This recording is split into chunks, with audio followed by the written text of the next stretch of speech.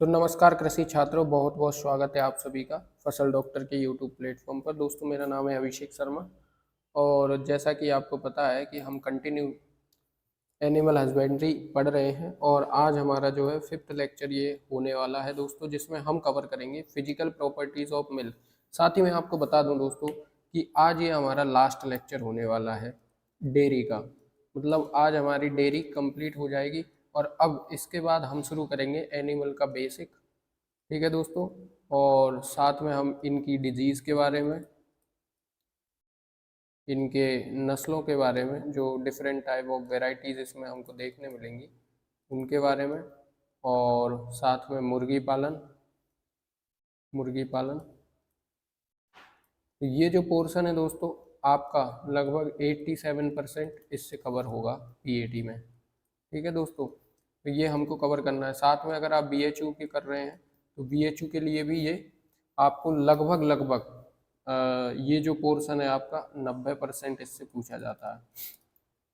और बाकी हम डेयरी कवर कर ही चुके हैं, 10% आपका डेयरी में से आने वाला है। लेकिन डेयरी में से जो भी आता है वो डेटा आता है, तो सबसे ज़्यादा डेटा हमें इसमें याद करना पड़ेगा। तो आज हम फिजिकल प्रॉपर्टीज़ पढ़ेंगे, साथ में हम डिफरेंट टाइप ऑफ एनिमल्स के जो दूध में बसा, प्रोटीन, फैट, लैक्टोज, ये सब हमको आज देखना है। तो चलिए शुरू करते हैं आज के हमारे लेक्चर को। लेक्चर शुरू करने से पहले दोस्तों आपको जो है वीडियो को लाइक, चैनल को सब्सक्राइब जरूर कर लेना है और अपने दोस्तों के साथ जो है इस लेक्चर को सेंड कर देना है, शेयर कर देना है। और ये लेक्चर आपके लिए काफ़ी हेल्पफुल होने वाला है दोस्तों। और आप लोगों के अच्छे रिव्यू मिल रहे हैं और जो भी डाउट्स आपके रहते हैं वो मुझे कमेंट बॉक्स में आप बेझिझक पूछ सकते हैं कि सर हमें यहाँ समझ नहीं आया। इसके अलावा पीएटी का जो प्रीवियस ईयर एग्ज़ाम्स हैं उसके लिए मैंने प्लेलिस्ट तैयार कर रखी है, तो आप लोग वहाँ जाके प्लेलिस्ट से उन वीडियोस को देखें। वो आपके लिए बहुत काम की चीज़ है, क्योंकि आपको एक जनरल पॉइंट ऑफ व्यू ये रहेगा कि आपको पता होगा कि किस तरह के क्वेश्चन आते हैं। तो ये चीज़ हमें कब पता चलती है, जब हम प्रीवियस ईयर क्वेश्चन लगाते हैं। तो अभी 2023 का हमारा पूरा बैच डल चुका है, 2023 का। ठीक है, अब इसके बाद हम 2024 का और 2025 का भी कर देंगे। जब तक आप इस वीडियो को देख रहे होंगे तब तक ये सब अपडेट हो गए होंगे दोस्तों। ठीक है, तो ये चीज़ें आपको फॉलो करना है और रेगुलर आपको जो है एक टाइम टेबल बना लेना है।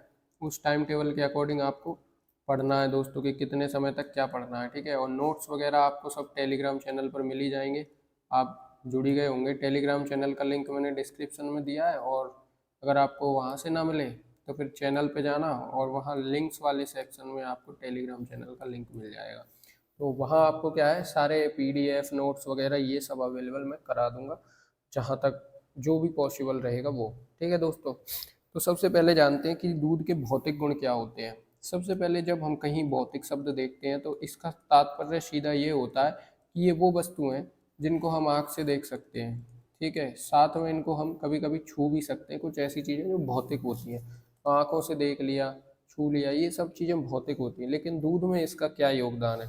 तो दोस्तों दूध में एक सबसे बड़ी समस्या है, वो है अपना एडल्ट्रेशन।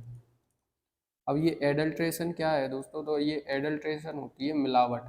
तो जो मिलावट से हमें बचना है, दूध में कई सारी मिलावट होती है और आपको अगर मिलावटी दूध दिया जाए तो वो आपके लिए फ़ायदेमंद थोड़ी होगा ना होगा। तो आपको जानना जरूरी है उसके भौतिक अवयवों के बारे में।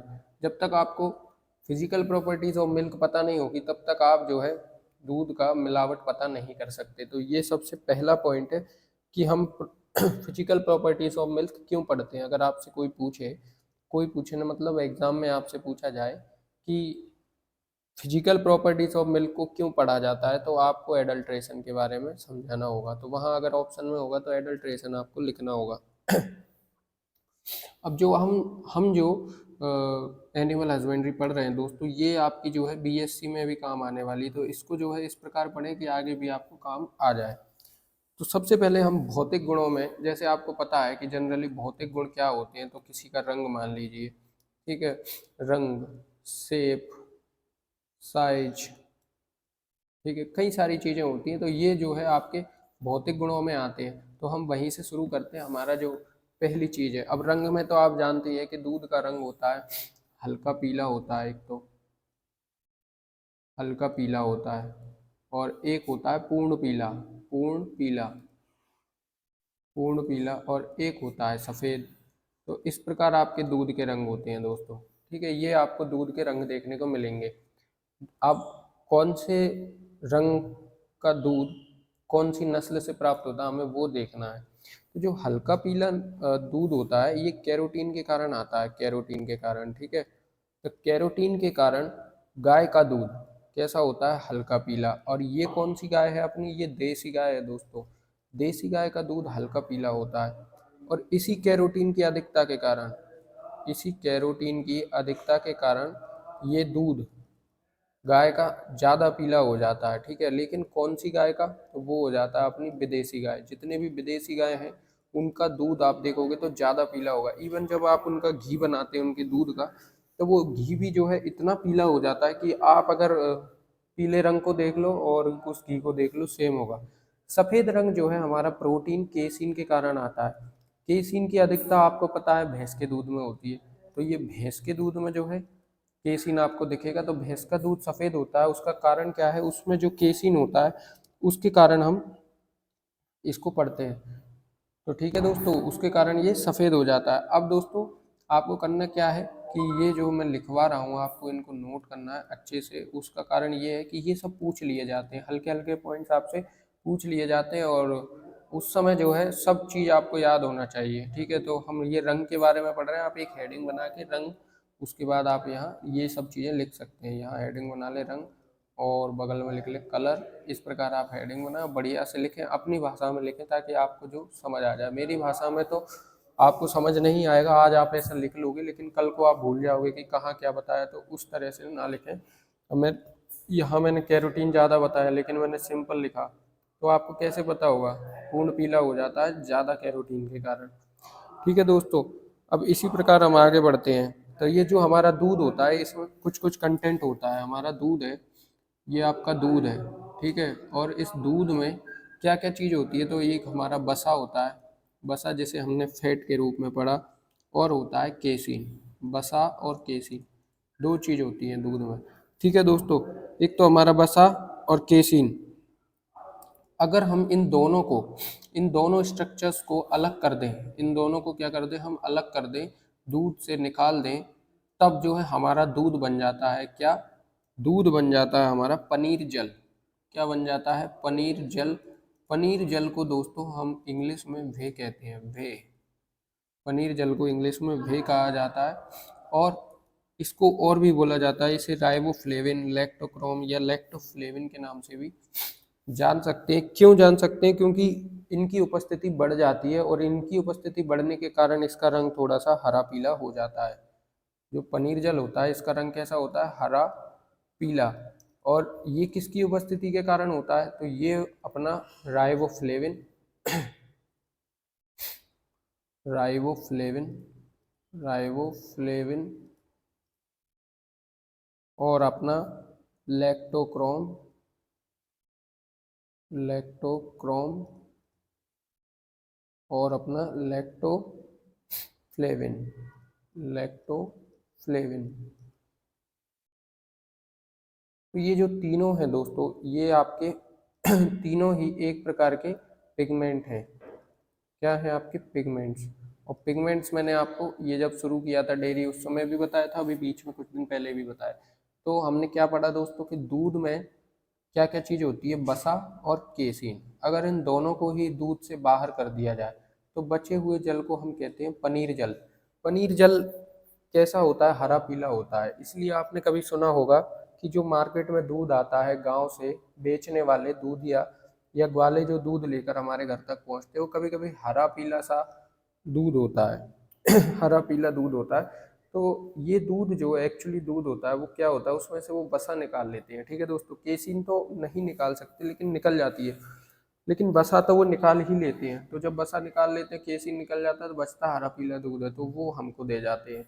तो ये थोड़ा सा हरा पीला किस कारण से होता है, तो उसका कारण है राइबोफ्लेविन और लैक्टोक्रोम, इसके कारण जो है ये होता है।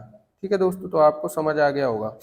अब एक चीज़ और समझ लीजिए कि ये आपका दूध है, दूध से अगर हमने वसा और केसिन अलग किया तब तो क्या हो गया, पनीर जल। लेकिन हमने केवल वसा को अलग कर दिया, केवल वसा को अलग कर दिए, तब आपका ये बन जाएगा सपरेटा दूध, सपरेटा दूध।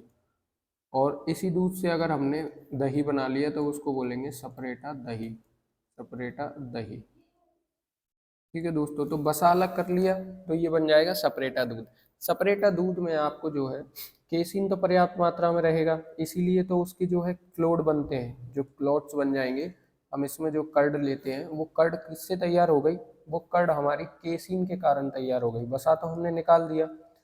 अब यही वजह है कि जो सपरेटा दूध होता है वो आवश्यकता से ज़्यादा खट्टा होता है, मतलब जो हमारा असली दूध होता है उसका दही जो है कम खट्टा होता है, और जो सपरेटा दूध से बना हुआ होता है वो ज़्यादा खट्टा होता है। आपको एक चीज़ याद होगी, हम लोगों ने विदेश से सपरेटा दूध लाए थे, हमने बसा को अलग कर लिया, केशिन को अलग कर लिया तो पनीर जल बना लिया, और बसा को अलग किया तो सपरेटा दूध लाए थे। ये सब हमने पढ़ा था फर्स्ट चरण में, और जो कि हमारा वाइट रिवोल्यूशन में हमने इसको पढ़ा था जब हमने पहला लेक्चर शुरू किया था। ठीक है दोस्तों, तो आपको ये पॉइंट याद होने चाहिए और इनको रिलेट करते चलना चाहिए आपको आगे। अब इसके बाद पढ़ेंगे हम इसकी रिलेटिव डेंसिटी, या जैसे बोलेंगे अपेक्षित घनत्व।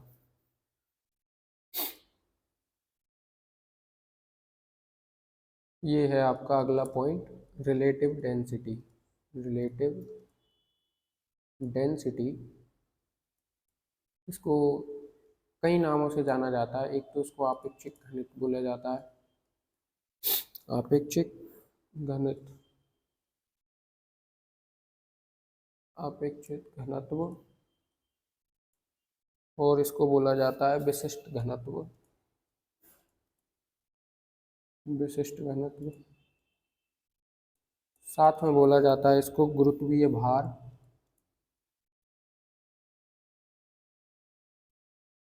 तो इसे अलग अलग नामों से जाना जाता है, और अलग अलग नामों से ही इसको पूछा भी गया है। कभी कभी इसको अपेक्षित घनत्व के नाम से पूछ लिया, कभी विशिष्ट घनत्व के नाम से, कभी रिलेटिव डेंसिटी के नाम से, कभी स्पेसिफिक ग्रेविटी के नाम से। इसे स्पेसिफिक ग्रेविटी के नाम से भी जाना जाता है, ग्रेविटी के नाम से भी जाना जाता है। अब क्या होती है हमारी डेंसिटी, तो पानी के सापेक्ष दूध का घनत्व, जो हमारा वाटर होता है उसके सापेक्ष अगर दूध का घनत्व देखा जाए तो इसे हम दूध का अपेक्षित घनत्व कहते हैं। पानी के सापेक्ष दूध का घनत्व, तो वही सेम कंडीशन है, जैसे कि वाटर की डेंसिटी 1 है, दूध की डेंसिटी 1 से ज़्यादा है, तो पानी के सापेक्ष जो है इन दोनों के जो दूध का घनत्व होगा उसको ही हम क्या बोलेंगे, अपेक्षित डेंसिटी। ठीक है दोस्तों, तो हम इसका एक फॉर्मूला तैयार कर लेते हैं, और फॉर्मूला ऐसा होगा कि relative density of milk, relative density of milk, और सामने होगा हमारा, ऊपर हम मिल्क ले लेंगे, ठीक है, और नीचे हम वाटर ले लेंगे, तो ये इसका फॉर्मूला हो जाएगा। अब इस फॉर्मूले का इस्तेमाल कहाँ होगा, कैसे होगा, वो हम सब आगे समझने वाले हैं। उससे पहले हम दूध में उपस्थित विभिन्न अवयवों के रिलेटिव डेंसिटी के बारे में जानेंगे।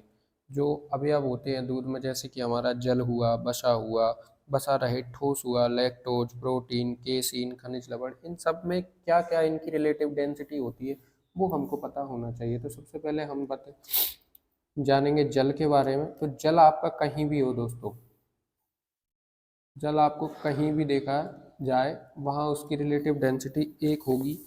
और आपको वसा के बारे में मैंने पिछले लेक्चर में भी बताया था, और 2023 के क्वेश्चन में ये पूछा गया है वसा का, तो मैंने आपको वहाँ भी बताया था कि इसकी 0.91 टू 0.93 होती है। हमने पिछला लेक्चर भी लिया था और इसमें 2023 का पेपर सॉल्व किया, तब भी मैंने आपको समझाया था कि दूध से क्या क्या पूछा जा सकता है, तो उसमें हमारे पास ये वसा का अपेक्षित घनत्व आया था, तब मैंने आपको बताया था। ठीक है दोस्तों, SNF होगा 161, ठीक है दोस्तों। और लैक्टोज, लैक्टोज आपका, और प्रोटीन आपका, प्रोटीन, प्रोटीन का क्या होगा, केसीन का क्या होगा, केसीन, इन सबको लिख देता हूँ पहले मैं। और फिर जो हमारे मिनरल्स हैं, ये सब जो है हमारे दूध में पाए जाते हैं। लैक्टोज का आपका रहेगा 1.66, 1.66 एंड प्रोटीन का 1.34 और इसका रहेगा 1.31 और 4.12। ये हमारे मिनरल्स का रहेगा। मिनरल्स का सबसे ज़्यादा होता है दोस्तों, आप वैसे भी जानते हैं मिनरल्स कैसे होते हैं। तो एक तो हमारा जल हो गया जिसका 1 है, वसा जिसका 0.91 है, और SNF यानी जो दूध में बसा रहे ठोस होता है, सॉलिड नॉट फैट होता है, उसका होता है 1.61, लैक्टोज होगा 1.66 और प्रोटीन होगा 1.34।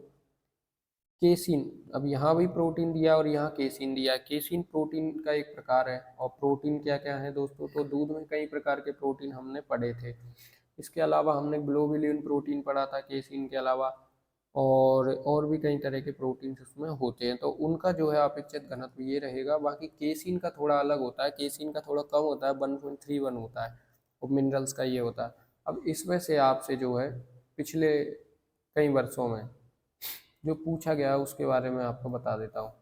तो एक तो आपसे जल का पूछा गया है, एक आपसे बसा का तो 2023 में पूछा ही है, इसको रेगुलर पूछ रहा है वो, और यहाँ केसिन का पूछा है आपसे, और एक बार लैक्टोज का पूछा है।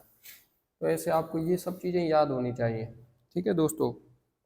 अब जो दूध में उपस्थित विभिन्न अवयवों के अलग अलग घनत्व के कारण जो पशु होते हैं उनके दूध का अपेक्षित घनत्व भी विभिन्न विभिन्न प्रकार का देखने को मिलता है। वो कैसे है तो उसको समझते हैं। देखो दोस्तों, अब जैसे दूध में जल है तो जल के कारण भी दूध का जो है अपेक्षित घनत्व बदलता है। अब जैसे मान के चलिए कि भैंस जो है ज़्यादा दूध में उसके कंटेंट वाटर कंटेंट ज़्यादा होता है, गाय के दूध में भी वाटर कंटेंट ज़्यादा होता है, तो उसके अकॉर्डिंग उनका अपेक्षित घनत्व भी परिवर्तित होता है, क्योंकि पानी का अपेक्षित घनत्व कम है और दूध का ज़्यादा है। जैसे मान के चलिए ये आपका दूध है, एक बर्तन में आपने दूध लिया और एक बर्तन में आपका पानी है। ठीक है, इस पानी का अपेक्षित घनत्व 1 है और इसका अपेक्षित घनत्व 1.21 है। ठीक है दोस्तों, मान के चल लीजिए कि इतना होता है। तो अब जो है अपेक्षित घनत्व कम किसका है, इसका। तो जब इस कंटेंट को इसमें मिलाया जाएगा तो ये जो है घट जाता है। ये क्या होता है, घट जाता है। तो वही सब क्रिया होगी, हम उसको भी समझेंगे। आगे चलते हैं। आगे जो है कई सारे पशुओं के दूध और उनमें रिलेटिव डेंसिटी के बारे में हम जानते हैं। तो लिखेंगे यहाँ मिल्क, मिल्क और रिलेटिव डेंसिटी। सबसे पहले हम बकरी के दूध का, बकरी का दूध, ठीक है, और अपना गाय का दूध, भैंस का दूध, साथ में जो है सपरेटा, सपरेटा दूध और भेड़ का दूध, भेड़ का दूध, साथ में अपना जो खीस होता है जिसे हमने अच्छे से पढ़ा था। खीस क्या होता है, ये जन्म के 1 से 5 दिन तक प्राप्त होने वाला एक प्राकृतिक तरल पदार्थ है जो केवल केवल बछड़े के लिए होता है, लेकिन आजकल व्यक्ति इसको यूज़ करता है क्योंकि इसका जो है बहुत ज़्यादा इसमें अपना रोग प्रतिरोधक क्षमता होती है। तो जो हमारा बकरी का दूध होता है उसका 1.028 होता है अपेक्षित घनत्व, और गाय का होता है 1.028 से आपका 1.030 होता है। ठीक है दोस्तों, ये आपको एज इट इज़ याद रखना है क्योंकि ये ऐसे ही पूछ लिए जाएंगे और आप जो है नहीं बता पाएंगे। 1.030 से 1.032 होता है। ठीक है, और सपरेटा दूध का होगा 1.034 से 1.036 होता है। साथ में आपका भेड़ का 1.036 से 1.040 होता है। वहीं आपका खीस का 1.040 से 1.080 होता है। सॉरी। तो ये कोई सहयोग नहीं है कि ये मिले हुए लग रहे हैं, आपको लग रहा है कि इससे ज़्यादा ये होता है। एक्चुअली क्या है, इस कंटेंट को ऐसा हमने रखा है ताकि आपको जो है समझ आए। जैसे आपने देखा कि इसका 28 है, फिर गाय का 28 से 30 है, ये इसलिए इस ऐसे लगाए गए हैं ताकि आपको अच्छे से याद हो जाए। तो आपको सिंपल याद रखना है 1.028 बकरी का है और 1.028 से 1.030 तक किसका है, गाय का, और फिर वहीं से शुरू हो जाएगा भैंस का 1.030 से 1.032 तक आपका भैंस का रहेगा। फिर थोड़ा सा आपको 2 अपग्रेड करना है और सपरेटा दूध का। जैसे ही भैंस के दूध के बाद हमें सीधा सपरेटा दूध पे आना है और 1.034 से 1.036 तक आपको सपरेटा दूध रहेगा। और भेड़ का दूध 1.036 से 1.040 तक रहेगा।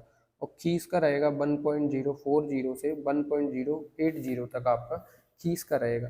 तो इस प्रकार आपको याद करना है। इनमें से आपके जो मोस्ट इम्पोर्टेंट है, एक तो बकरी का, एक गाय का, एक भैंस का, एक भेड़ का और खीस का, इनका पूछा गया है तो आपको ये याद होने चाहिए हर हालत में। दोस्तों मैंने आपको शुरू में ही बोला था कि ये जो हमारा चैप्टर है डेयरी, डेयरी पूरे एनिमल हस्बेंड्री में, पूरे एनिमल हस्बेंड्री में सबसे ज़्यादा डेटा याद करने वाली चीज़ है। सबसे ज़्यादा डेटा हमको यहीं मिलेगा। क्यों मिलेगा? यहाँ हर एक चीज़ जो है डेटा पर आधारित है। तो आपको सीधा सा अर्थ है कि अगर आपने डेटा याद कर लिया तो आपको जो है क्वालिफाई होने में कोई नहीं रोक सकता। दोस्तों क्वालिफाई होने के लिए आपको कोई नहीं रोक सकता, क्योंकि ये जो डेटा है ये डेटा ही पूछा जाता है। क्यों? और जो थ्योरी होती है, थ्योरी तो जब हम बोलते हैं आपको समझाते हैं उस समय वैसे ही याद हो जाती है, तो माइंड में जस्ट क्लिक करता है तो हम जो है सही आंसर टिक करके आ जाते हैं। लेकिन डेटा जो है दोस्तों, जब तक आप खुद से मेहनत नहीं करोगे तब तक डेटा याद नहीं होना है, क्योंकि इसको याद करने के लिए कोई ट्रिक या कोई थ्योरी तैयार नहीं होती है। सिर्फ हम इसको एक नंबर सीरीज में अरेंज कर सकते हैं, जैसे मैंने अरेंज किया है। तो इस प्रकार आप इसको पढ़ोगे तो याद हो जाएगा। आगे चलते हैं।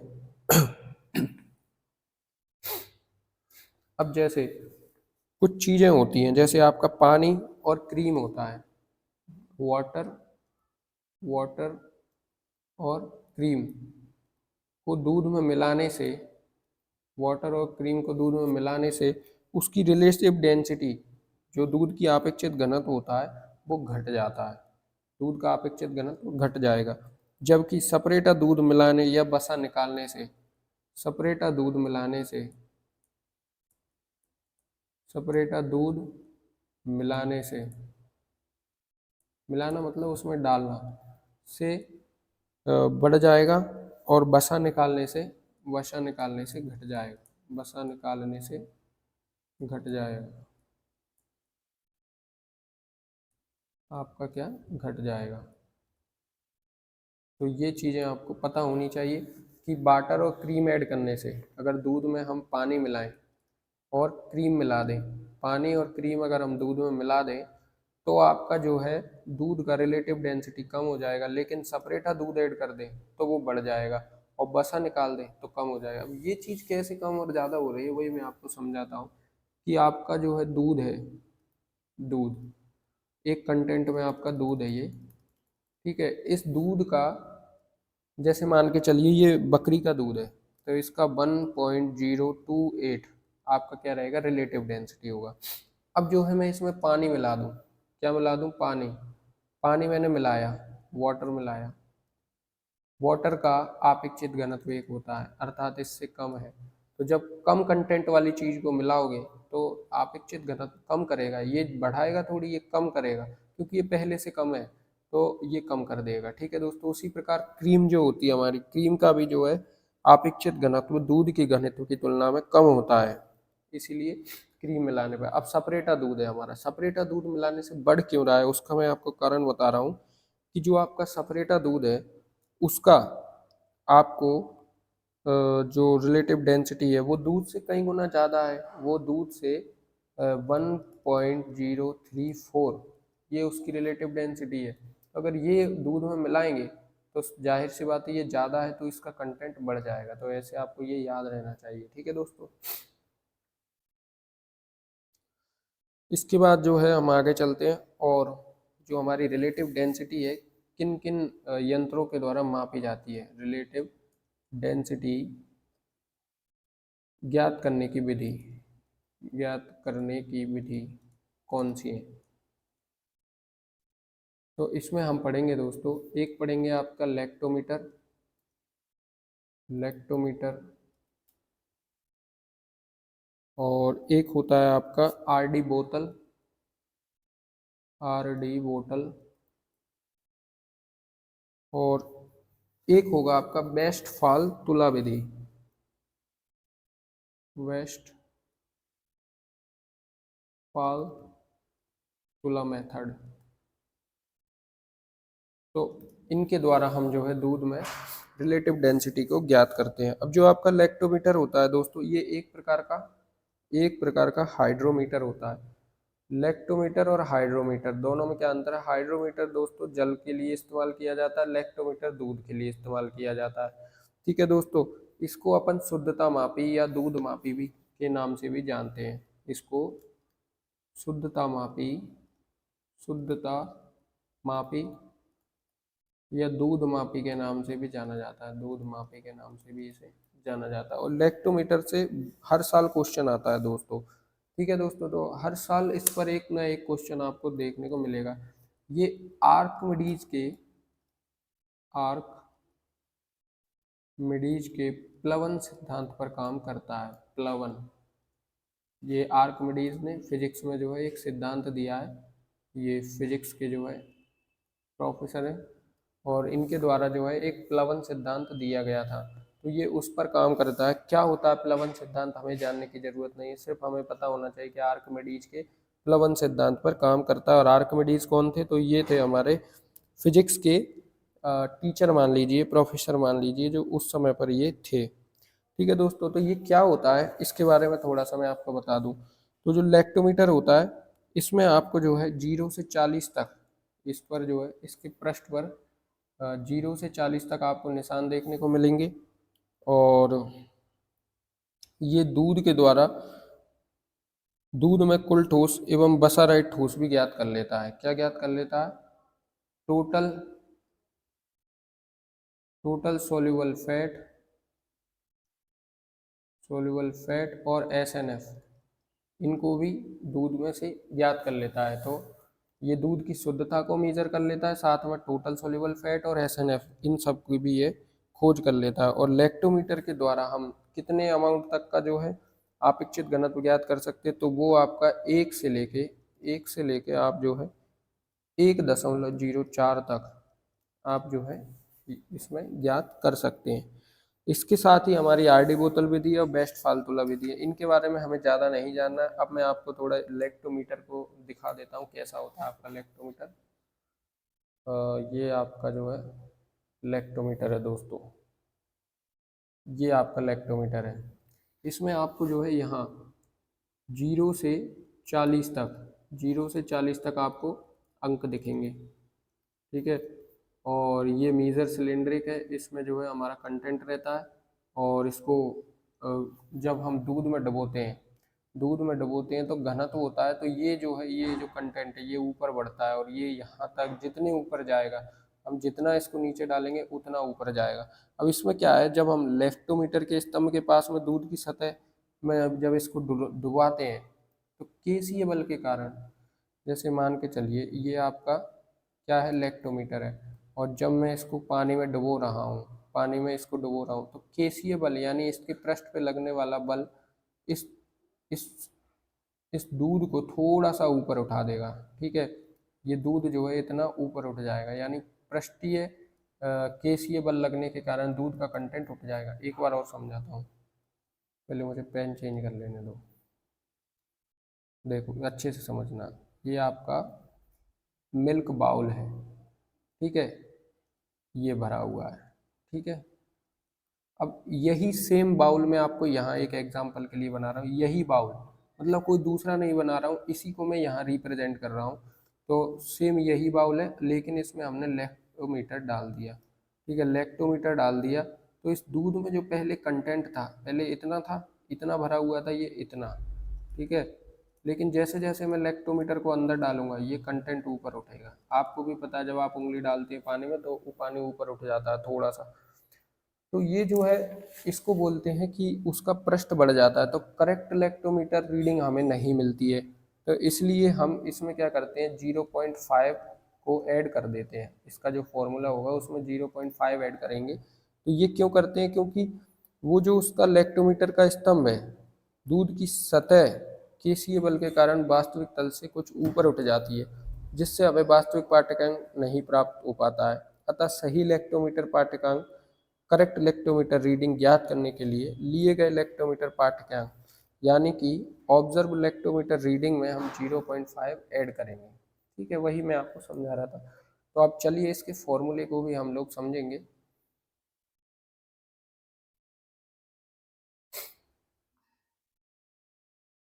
तो दोस्तों एक फॉर्मूला बनाया गया है जिससे कि आप सारा दूध में जो आपको जो गलती होती है इलेक्ट्रोमीटर के द्वारा उसको हम जो है आसानी से समझ सकते हैं। उसके लिए आपको एक फॉर्मूला तैयार किया गया है और वो फॉर्मूला है CLR, करेक्ट इलेक्ट्रोमीटर रीडिंग बराबर observe electrometer reading OLR plus 0.5।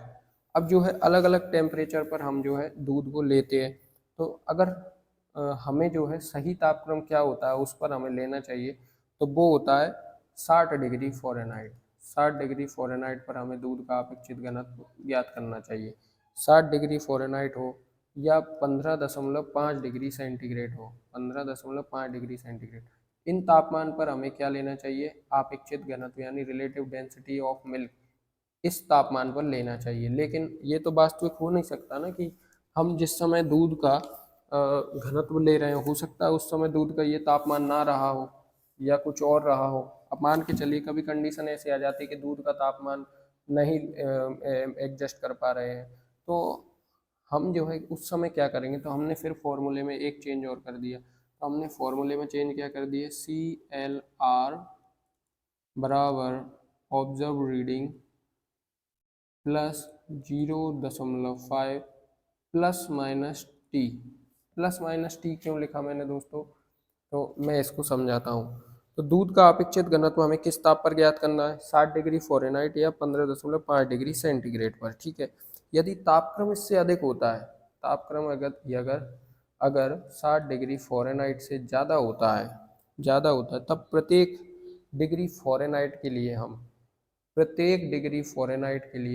0.1 add करेंगे।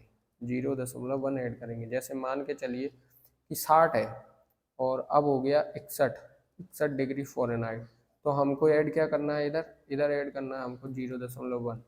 ठीक है, अगर 60 का तो अपन पता ही है, अब मान के चलिए 63 हो गया तो हम ऐड करेंगे 0.3, ये हम ऐड कर देंगे।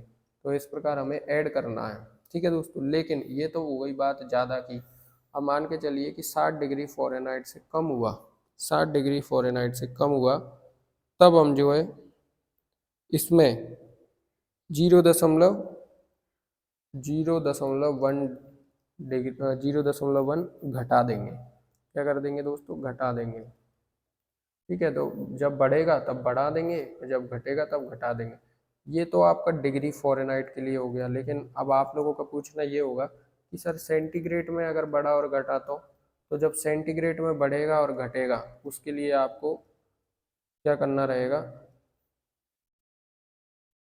उसके लिए आपको 0.2 घटाना है और 0.2 जोड़ना है, सेम इसी कंडीशन में। तो ये आपको समझ आ गया होगा। अब जो है मैं आपको एक फॉर्मूला तैयार करते हैं जो कि एक्चुअल फार्मूला अब बनेगा, क्योंकि हम लोगों ने अब तक दो फार्मूले तैयार कर दिए। पहला ये बनाया हमने, ये उस बेसिस पे बनाया कि जब जो है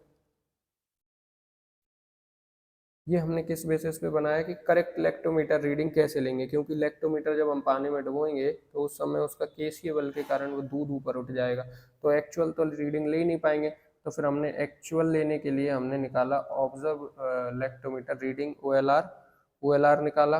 OLR में हमने 0.5 जोड़ दिया। वो क्यों जोड़ा, क्योंकि हमने कई बार देखा तो हमने देखा कि 0.5 जो है इतना उठ जाता है, दूध इतना उठ जाता है, तो हमने एक इसी रीडिंग को रख लिया। तो हमारा एक फॉर्मूला होगा CLR बराबर OLR प्लस 0.1। ठीक है दोस्तों, अब जो है हमने एक चीज़ और देखी कि दूध का जो अपेक्षित घनत्व हमें लेना चाहिए वो कितनी डिग्री पर लेना चाहिए, तो वो लेना चाहिए हमें 60 डिग्री फ़ारेनहाइट या 15.5 डिग्री सेंटीग्रेड पर आपको लेना चाहिए। लेकिन ऐसा तो है नहीं कि जब आप ले रहे हैं दूध का ताप अपेक्षित घनत्व उस समय ये टेम्परेचर हो, नहीं। तो जब ये टेम्परेचर नहीं होगा या इससे ज़्यादा होगा या इससे कम होगा तब क्या करेंगे, तो हमने बोला कि आप जो है जब बढ़े जाए तो 0.1 ऐड कर देना और जब घट जाए तो 0.1 घटा देना। डिग्री फ़ारेनहाइट में, लेकिन अगर डिग्री सेंटीग्रेड में बढ़ रहा है तो 0.2 ऐड करना, और घट रहा है तो 0.2 कम कर देना। इसीलिए हमने यहाँ लिख दिया अलग फॉर्मूला प्लस माइनस टी यानी कि टेम्परेचर। अब इन दोनों फॉर्मूले को ऐड करके हम एक नया फॉर्मूला बनाएंगे। और वो क्यों बना रहे हैं दोस्तों, वो इसलिए बना रहे हैं क्योंकि इन दोनों चीज़ों को हम अलग अलग मेजर नहीं कर सकते, इसलिए हम एक ही बनाएंगे फॉर्मूला, और वो है आपका नया फॉर्मूला ये। तो नया फॉर्मूला होगा आपका रिलेटिव डेंसिटी बराबर 1 + CLR अपॉन 1000। 1000 जो है आपका वाटर वेट है। क्या है आपका वाटर वेट है, आपको पता होगा वाटर के बारे में। और जैसा कि आपको पता है हमने किसके सापेक्ष लेते हैं डेंसिटी, दूध के सापेक्ष। तो यहाँ दूध रहेगा, नीचे आपका वाटर रहेगा, ऊपर दूध नीचे वाटर +1। अब जो आपका CLR है, CLR के लिए हमने एक फॉर्मूला तैयार किया, उसको हम यहाँ पुट कर देंगे। तो वो था हमारा OLR + 0.1 ± T अपॉन 1000। अब इससे जुड़ा हुआ एक सवाल हम करेंगे। अब तक आपको ये समझ आ गया होगा। अगर आपको ये समझ नहीं आ रहा तो एक बार वीडियो को रिवाइंड करें और फिर से समझें। ठीक है दोस्तों, तो ये आपको अब समझ आ गया होगा। अब इससे संबंधित हम एक सवाल आपको पढ़ के बताएंगे और फिर जो है हम आगे बढ़ जाएंगे। 1 या 2 सवाल हम करेंगे ताकि जो है इस फॉर्मूले पर कई बार क्वेश्चन आए हैं, तो अगर आगे आपसे पूछ लिया जाए तो आपसे क्वेश्चन बनना चाहिए। हमारा सिर्फ यही सिद्धांत है, इसलिए हम आपको एक क्वेश्चन करके बताते हैं। एक नहीं, हम 2 कर लेंगे। तो क्वेश्चन जरा ध्यान से सुनना, मैं थोड़ा थोड़ा हेडिंग लिखूंगा, बाकी आपको सुनना है और आप तो लिख रहे हो तो लिख लेना।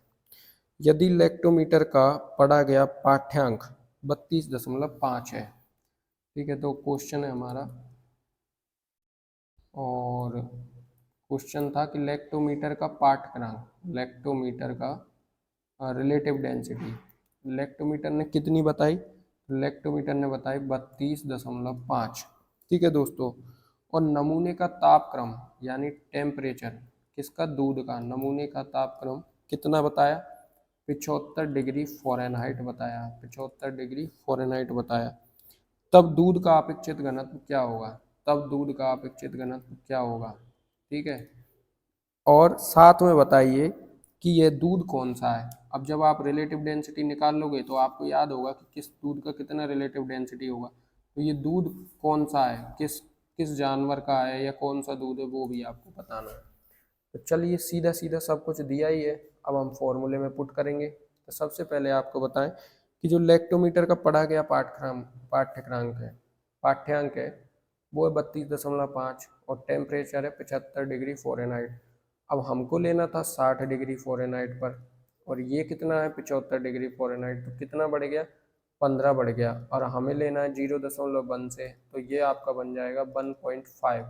तो ये हमको टेम्परेचर में ऐड करना है और 0.5 हमको इसमें ऐड करना है। तो चलिए फॉर्मूले लिखते हैं।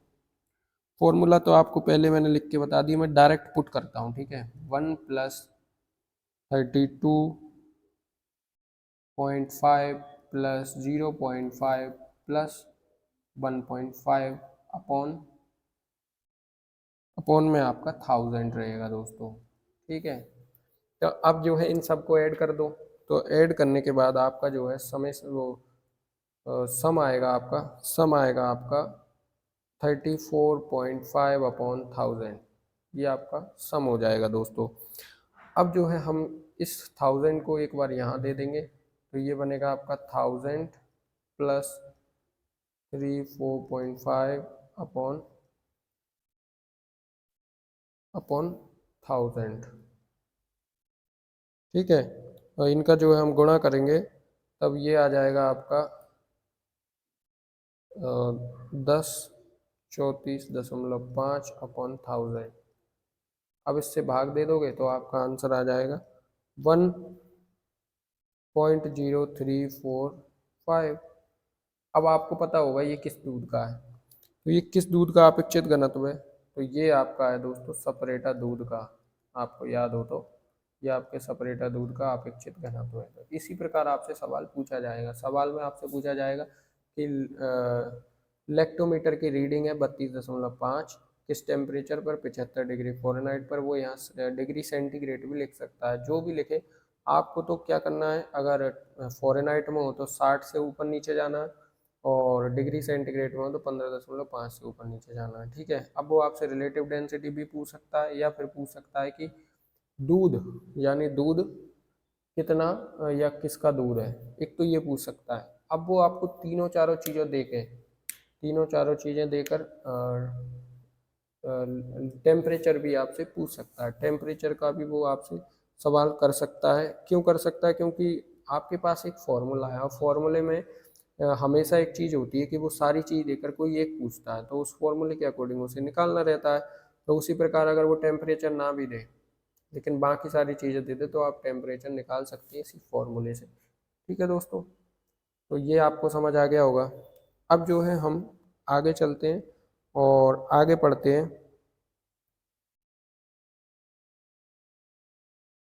आगे हमारा जो तीसरा है, अब तक हमने 2 पॉइंट पढ़ लिए, पहला रंग और दूसरा हमने पढ़ा इसकी डेंसिटी, और तीसरा हम पढ़ेंगे एसिडिटी यानी कि अम्लता।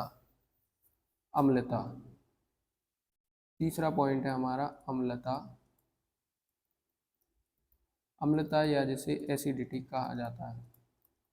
और एसिडिटी जो है कब होती है, यानी अम्लता दूध में कम होती है जब पीएच कम हो जाता है। पीएच क्या हो जाता है? कम हो जाता है। पीएच जो न्यूट्रल पीएच होता है वो 7 होता है, और जो अम्लीय पीएच होता है वो 7 से कम होता है, और जो क्षारीय पीएच होता है वो 7 से ज़्यादा होता है। तो ये आपको पता होगा दोस्तों। अब दूध में जो है 2 प्रकार की अम्लीयता पाई जाती है। दूध में आपके 2 प्रकार की अम्लीयता पाई जाएगी। तो कौन कौन सी अम्लीयता होगी? पहली होगी आपकी natural acidity. Natural acidity, natural. और दूसरी होगी आपकी डेवलपमेंट, यानी डेवलप एसिडिटी। डेवलप्ड एसिडिटी, ठीक है। एक होगी नेचुरल और एक होगी डेवलप। दोनों के अलग अलग प्रकार हैं दोस्तों। प्राकृतिक अम्लता प्राकृतिक रूप से आएगी, और जो विकसित अम्लता है यानी डेवलप्ड जो तैयार होती है, वो किसी न किसी वजह से उत्पन्न होती है। दूध में जो है प्राकृतिक अम्लता आपकी 0.11 से 0.18% होनी चाहिए। 0.11 से 0.18% के आसपास आपकी दूध में ये अम्लता होनी चाहिए। ठीक है, जबकि गाय के दूध में आपको जो है ये 0.14% और भैंस में 0.15 होती है। गाय के दूध में 0.14 और भैंस के दूध में 0.15% होती है। ये आपको याद करने योग्य चीज़ है, तो आप जो है याद रखना नेचुरल। अब नेचुरल जो होती है आपकी प्राकृतिक अम्लता, केसीन, CO2, साइट्रेट एवं एल्यूमिन के कारण होती है। किसके कारण होती है आपकी ये एक तो आपका केसीन, साइट्रस। साइट्रस के लिए मैंने एक अच्छा पॉइंट आपको लिखवाया था दोस्तों, अगर आपको याद हो। दूध में जो है दही में जो है अच्छी महक, घी में जो है अच्छी महक किसके कारण आती है? और जिसके कारण आती है वो साइट्रस के टूटने के कारण बनता है। और क्या कंटेंट है आप मुझे कमेंट बॉक्स में बताएंगे। तो मैंने वहाँ बताया था आपको कि साइट्रस के टूटने से बनता है। ठीक है, फिर है CO2 और है आपका एल्ब्यूमिन। एल्ब्यूमिन, तो ये लोग जो है आपकी नेचुरल एसिडिटी के लिए जिम्मेदार होते हैं। कभी भी आपका लैक्टोज जो है प्राकृतिक अम्लता नहीं तैयार कराता है। लैक्टोज जो आपका प्राकृतिक अम्लता नहीं तैयार कराता है। तो लैक्टोज क्या कराता है? तो लैक्टोज आपका जो है डेवलप अम्लीयता को तैयार करवाता है। लैक्टोज आपका डेवलप अम्लीयता जो है लैक्टोज के कारण, लैक्टोबैसिलस, इसको फर्दर जो है हमने रेंसिडिटी पढ़ी थी तब जो है इसके बारे में डिस्कस किया था, आपको अच्छे से याद होगा। ठीक है दोस्तों, तो ये आपकी अम्लता है, आपको ये याद रखना है। आगे चलते हैं। इसके बाद जो है हम पढ़ेंगे पीएच। चौथा जो हमारा भौतिक प्रॉपर्टी यानी फिजिकल प्रॉपर्टी है वो है आपकी पीएच। पीएच के बारे में तो लगभग आप सभी को पता होगा। ताजे निकले दूध का पीएच 6.5 आपका 6.7 होता है। तो ये आपसे कई बार पूछा गया है कि ताजे दूध का पीएच क्या होगा। तो ये ताज़ा दूध जो होगा, तुरंत निकाला गया दूध, उसका पीएच होगा 6.5 टू 6.7 होता है दोस्तों। ठीक है, और गाय के ताजे दूध का 6.4 होता है। अगर गाय की बात करें तो गाय के ताजे दूध का 6.4 टू 6.6 तक होता है। अब वहीं अगर भैंस की बात करें, जो हमारी भैंस होती है उसका आपका होगा लगभग 6.7 टू 6.8, ये आपका जो है पीएच रहने वाला है। अब ये पीएच क्यों बढ़ा हुआ दिख रहा है आपको, उसका कारण क्या हो सकता है? तो उसका सीधा सीधा कारण होता है दोस्तों फैट। फैट ही आपकी जो है रेंसिडिटी और इनके लिए जिम्मेवार रहती है, तो फैट आपका उससे बढ़ जाता है दूध में पीएच। ठीक है दोस्तों, और ये जो है अलग अलग ब्यात प्रजाति, ब्यात अवस्था, पशु स्वास्थ्य, इन पर निर्भर करती है, तो पीएच तो आपका घटता बढ़ता रहता है। और अगला है आपका हिमांक, या जिसे बोलते हैं फ्रीजिंग पॉइंट। फ्रीजिंग पॉइंट क्या होता है दोस्तों? तो वह पॉइंट जिस पर जो है आपका दूध जमने लगे। जब दूध जमने लगे तो वो कितना टेम्परेचर होगा, उसे क्या बोला जाता है? वो वही है आपका फ्रीजिंग पॉइंट। तापमान जिस पर दूध जम जाता है उसे दूध का हिमांक कहते हैं। और इसे ज्ञात करने के लिए दोस्तों हम एक यंत्र का इस्तेमाल करते हैं, उसका नाम है हार्वेट क्राइस्कोप। यंत्र का नाम क्या है दोस्तों? हार्वेट क्राइस्कोप। हार्वेट क्राइस्कोप द्वारा हम इसको जो है मेजर करते हैं। अब आपका जो है हिमांक जो होता है दूध का, वो होता है 0.514 डिग्री सेंटीग्रेड टू आपका रहेगा 0.558। तो ये आपका रहने वाला है, इसको आपको जो है याद रखना है। फिर दूध का जो है गाढ़ापन, या जिसे विस्कोसिटी कहा जाता है, या जिसे संयंता कहा जाता है, आप जब फिजिक्स पढ़ोगे उसमें आपको पता चलेगा कि संयंता क्या होती है। तो दूध का गाढ़ापन या जिसे विस्कोसिटी कहा जाता है, गाढ़ापन या जिसे विस्कोसिटी कहा जाता है, विस्कोसिटी, और इसे संयंता के नाम से जाना जाता है, संयंता। दूध की संयंता कितनी होती है वो मैं आपको बताऊंगा। विस्कोसिटी एक ऐसी शक्ति है जो किसी द्रव को बहने में रोकती है। जब जब ऐसे एक मान के चलिए एक स्लेट है, और स्लेट पर मैंने पानी की बूंदें डाली और उसको थोड़ा सा झुकाया, तो पानी की बूंद जो है जल्दी चली आएगी, तो पानी की विस्कोसिटी कम होती है। लेकिन अगर मैंने किसी स्लेट पर शहद को डाला और अब जो है मैंने उसको टेढ़ा किया, तो पानी की तुलना में शहद जो है धीरे धीरे धीरे धीरे आगे बढ़ेगी। तो जो शहद होता है उसकी विस्कोसिटी ज़्यादा होती है, इसको ही बोलते हैं गाढ़ापन। ठीक है, तो इसको हम विस्कोमीटर द्वारा मापते हैं। किससे मापेंगे दोस्तों? विस्कोमीटर द्वारा। याद रखना, जो मैं यंत्र बताते चल रहा हूँ यही पूछ लिए जाते हैं विस्कोमीटर से। और दूध का जो है 20 डिग्री सेंटीग्रेड पर, 20 डिग्री सेंटीग्रेड पर दूध का जो विस्कोसिटी होती है वो होती है आपकी 1.5 टू 2.12, ये आपकी दूध में होती है। और इसे जो है सेंटीपाइज में मेज़र किया जाता है। जो आपका सेंटीपाइज होता है उसमें इसको मेज़र करते हैं। अब अगला जो हमारा पॉइंट है वो है दूध का क्वथनांक, या जैसे कि बोलते हैं बॉइलिंग पॉइंट ऑफ मिल्क। क्वथनांक, या बोलेंगे इसे boiling point. Boiling point, boiling point यानी वह पॉइंट या वह तापक्रम जिस पर दूध हमारा उबलने लगता है।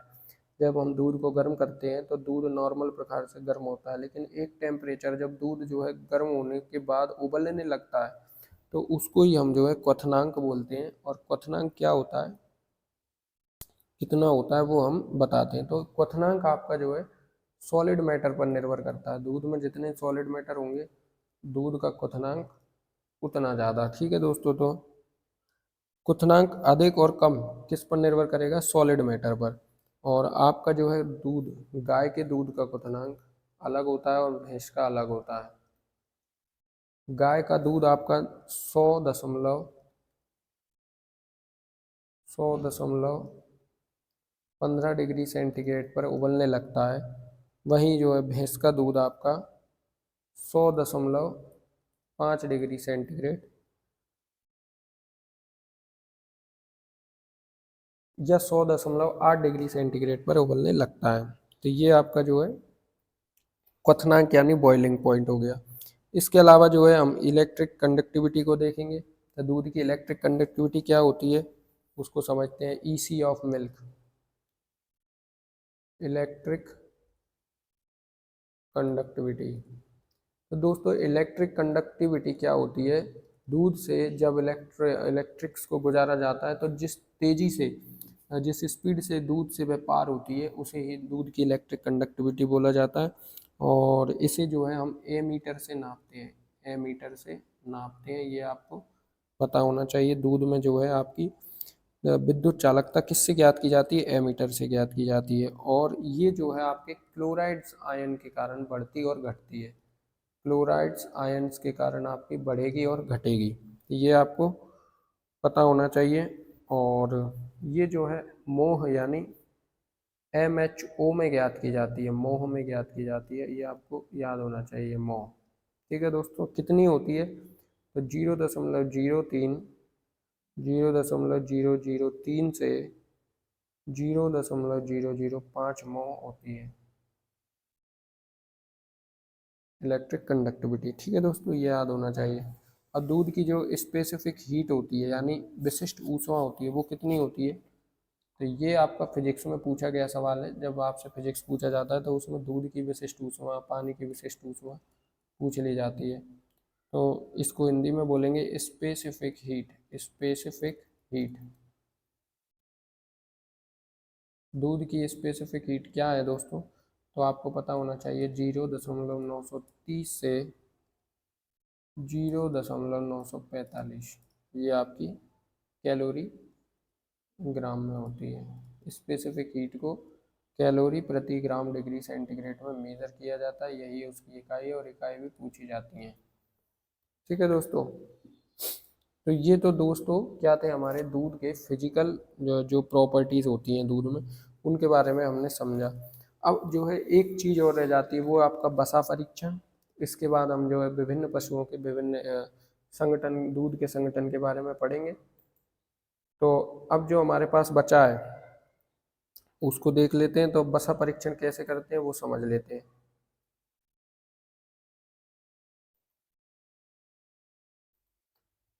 तो जब हमको वसा परीक्षण करना होगा तो वो किस मेथड से करेंगे, सबसे पहले तो हमें वो पता होना चाहिए। तो फर्स्ट हेडिंग बनाएंगे वसा परीक्षण, वसा परीक्षण। तो वसा परीक्षण की शुरुआत आपकी जो है 1891 में हो गई थी। 1891 में जो है हम जो वसा का परीक्षण करने लगे थे। और किस विधि से करते हैं हम, तो गर्बर विधि से करते हैं। किस विधि से करते हैं, गर्बर विधि से। गर्बर विधि के द्वारा हम जो है वसा परीक्षण करते हैं। क्या होती है गर्बर विधि उसके बारे में हम समझेंगे। ठीक है, इसकी जो है स्थापना, गर्बर विधि की जो इस्टेब्लिशमेंट की जिसने किया वो थे doctor N Gerber. N Gerber ने इसकी स्थापना की। मतलब स्थापना से मीन्स उन्होंने बनाया, तैयार की ये मेथड, और फिर हम आज जो है हम इस मेथड को यूज़ कर रहे हैं। तो इसके लिए हमको क्या क्या चीज़ की आवश्यकता होती है उसको ज़रा लिख लो। तो एक होता है आपका गर्बर व्यूटेरी व्यूटेरोमीटर। पहला तो हमें ये पड़ेगा। एक 10 ml पीपेट की आवश्यकता होगी, 10 ml पीपेट। और एक 11 ml का, 11 ml पीपेट। और एक होगा 1 ml पीपेट, 1 ml पीपेट। ठीक है दोस्तों, पिपेट क्या होते हैं हम समझाएंगे आपको। और एक लेना है आपको हॉट वाटर बॉथ।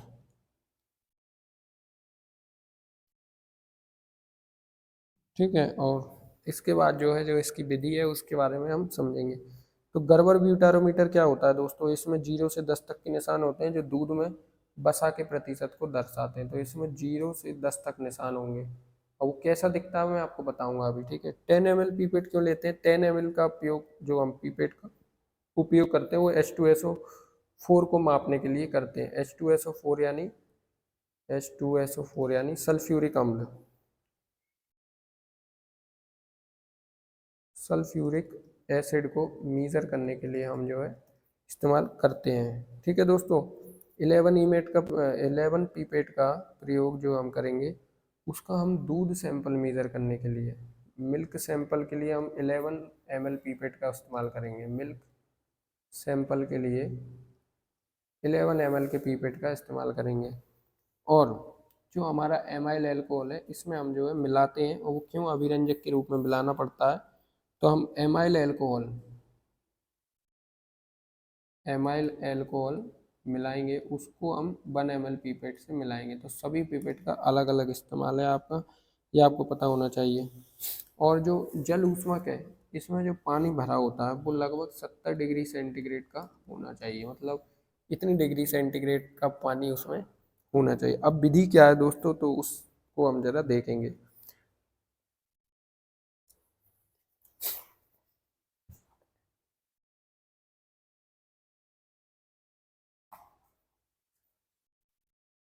ये आपको डायग्राम दिख रहा होगा। अब वेट अ मिनट दोस्तों,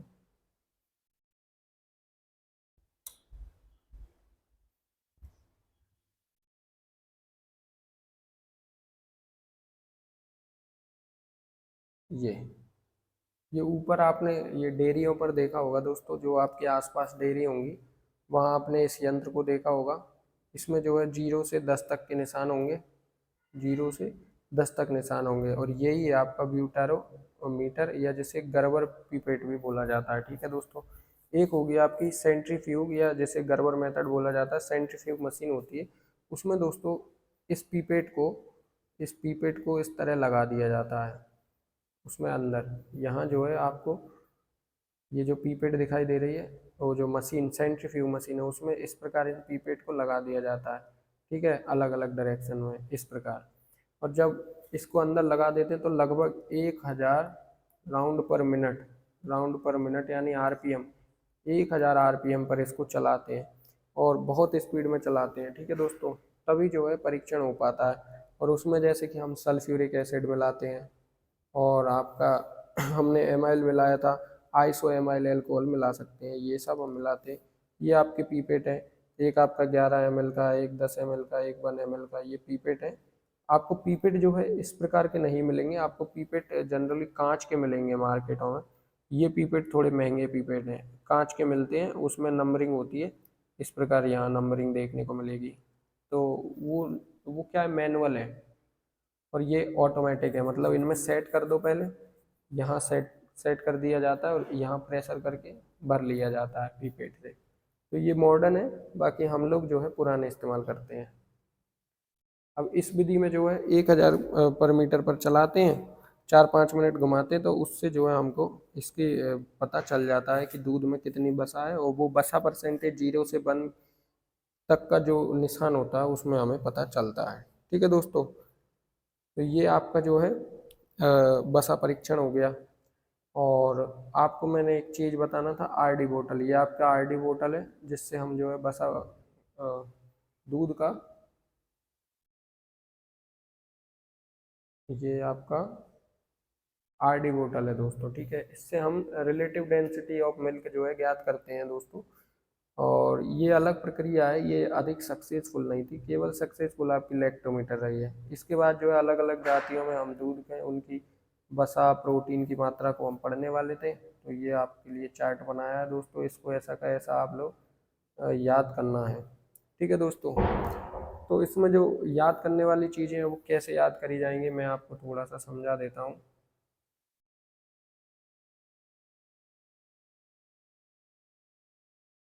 देखो दोस्तों, ये है आपका चार्ट, इसमें पहले आपका नमी, ये आपका वाटर है, ये आपका फैट है, ये आपका प्रोटीन है। थोड़ा सा जो है हिंदी में लिखने में थोड़ा उल्टा सीधा हो जाता है।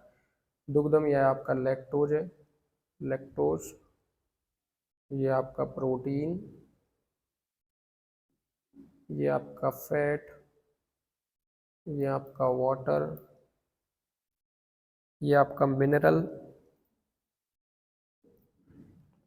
और ये आपका टोटल सॉलिड। ठीक है दोस्तों, अब देखो कैसे याद करना है उस चीज़ को समझ लेना, फिर बाकी सब तो आपसे हो ही जाएगा। तो सबसे पहले नमी देखिए, तो गाय के दूध में 86.6, भैंस के दूध में 84.2, बकरी के दूध में 86.5, भेड़ के दूध में 79.4, ऊँटनी के दूध में 87.7, कुतिया के दूध में 75.4, हथनी के दूध में 67.8। तो सबसे जो है ज़्यादा ऊँटनी के दूध में आपका क्या देखने को मिलेगा, वाटर कंटेंट। इसके बाद जो है आपका गाय के दूध में वाटर कंटेंट सबसे ज़्यादा देखने को मिलेगा। तो जो सबसे ज़्यादा और सबसे कम है ना, वही पूछने को आता है। मतलब आपसे वही पूछा जाएगा जो सबसे ज़्यादा होगा और जो सबसे कम होगा, वही चीज़ आपसे पूछी जाएगी दोस्तों। फिर वो पूछेगा सबसे कम किसके दूध में होता है, तो सबसे कम जो है हथनी के दूध में सबसे कम पानी होता है। तो मैं स्टार बना रहा हूँ, आपको जो है समझ लेना। उसी प्रकार अगर वसा की बात करें तो सबसे ज़्यादा वसा आपके हथनी के दूध में होगी, ठीक है। और सबसे कम वसा किसके दूध में होगी, आपकी गाय के दूध में। यानी गाय के दूध में फैट परसेंटेज कम होता है, सबसे ज़्यादा हथनी के दूध में होता है। और पूछा गया है एक बार भेड़ के दूध का, ठीक है, एक बार पूछा गया है आपके कुतिया के दूध का, ये पूछे गए हैं दोस्तों। प्रोटीन की बात करें तो सबसे ज़्यादा प्रोटीन आपको जो है कुतिया के दूध में देखने को मिलेगा, और सबसे कम यानी minimal amount of the protein इन ये आपकी ऊँटनी में सबसे कम मिलेगा, सबसे ज़्यादा किस में मिलेगा, कुतिया के दूध में, ठीक है। प्रोटीन परसेंटेज आपसे एक बार भेड़ का पूछा गया है। और लैक्टोज की मात्रा सबसे ज़्यादा जो है आपके ऊँटनी के दूध में है, हथनी के दूध में सबसे ज़्यादा। इस प्रकार आपको मैं पॉइंट्स लगा देता हूँ, तो आप जो है याद कर लेना। और आपसे एक बार भैंस के दूध में लैक्टोज और एक बार गाय के दूध में लैक्टोज पूछा गया है। खनिज पदार्थ की बात करें तो खनिजों की सबसे ज़्यादा मात्रा किसके दूध में देखी गई है, तो वो आपकी देखी गई है कुतिया के दूध में, ठीक है दोस्तों। और गाय और भैंस का ये पूछा गया है।